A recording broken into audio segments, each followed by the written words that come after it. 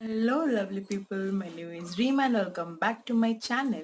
So today video is a little bit interesting because आज का video मैं करने जा रही हूँ अपने मदर टंग में which is Odia. So many of you have asked me to do a video in Odia language, even my parents wants that. So yeah, आज का वीडियो मैं ओडिया में करने वाली हूँ, लेकिन जिन लोग ओडिया में समझ में नहीं आ रहे हैं I will add a subtitle so you all can understand nicely. So आज का video is about how you will choose your foundation according to your skin tone, क्योंकि वो सबसे टफ जब होता है. तो I will give you some tips so that you can find the exact shade for your skin tone. So without further due let's jump to the video. So चलतु start करिवा. तो first foundation shade कहवा आगु मु कहि दिए कि जे को प्रकार फाउंडेशन आपण नेबा उचित. लाइक आपण मन के भितर कंफ्यूजन थियो CC cream BB cream foundation ए भितर कोटा मु नेबी.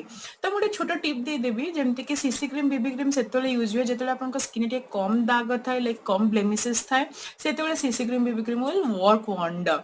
बट जदि आपन स्किन टे अधिक पिगमेंटेशन अच्छी, जदि आपन स्किन टे अनइवन अच्छी, uneven in the sense like आपन लिप्स एरिया टे डार्क थिबो, अंडर मींस डार्क सर्कल्स थिबो, अंडर आई रे प्रॉब्लम थिबो, तो सेतले आपन कोन करिवे टिके फाउंडेशन यूज करिवे because CC cream BB cream सेतले काम बिल्कुल भी करबनी.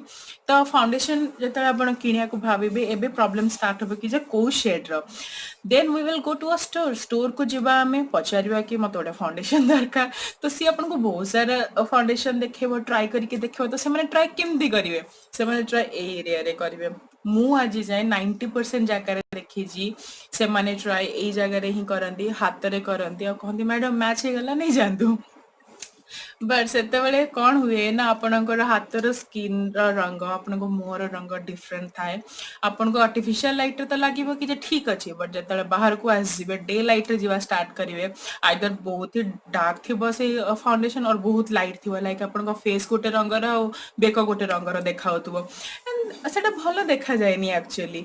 तो सेतेबेले आपन को गोटे राइट फाउंडेशन नेबार अच्छी और केमिति सिलेक्ट करेंगे. तो नेक्स्ट टाइम जिते भी आप फाउंडेशन शॉपिंग पे जाउछंदी स्टोर शॉप जी भी सेल्स पर्सन थी कहतु टे प्रोडक्ट नहीं आपन यही एरिया रे अप्लाई करिया को, लाइक आपन जॉ लाइन रे एटा ही परफेक्ट प्लेस जानिया कि जे foundation right for your skin or not.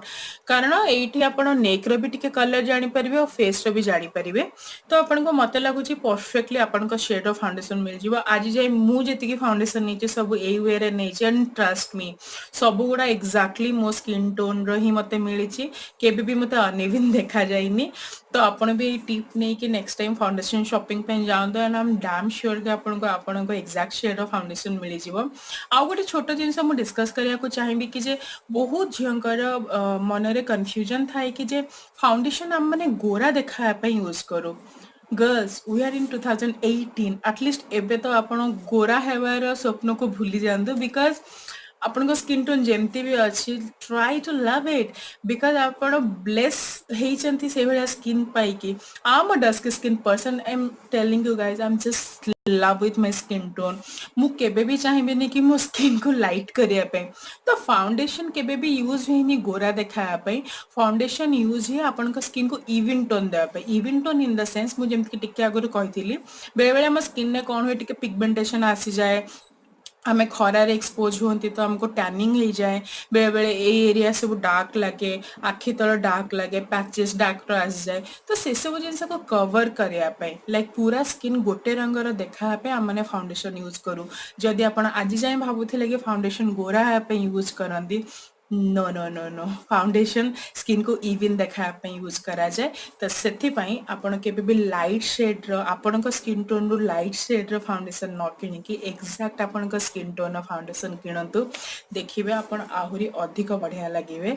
बिल्कुल भी गोरा हेबा को भावंतुनी. आपण को जेमिति भगवान गढ़ी you are beautiful in that way. So जदि आपण को आज वीडियो भल लगे definitely give it a big thumbs up.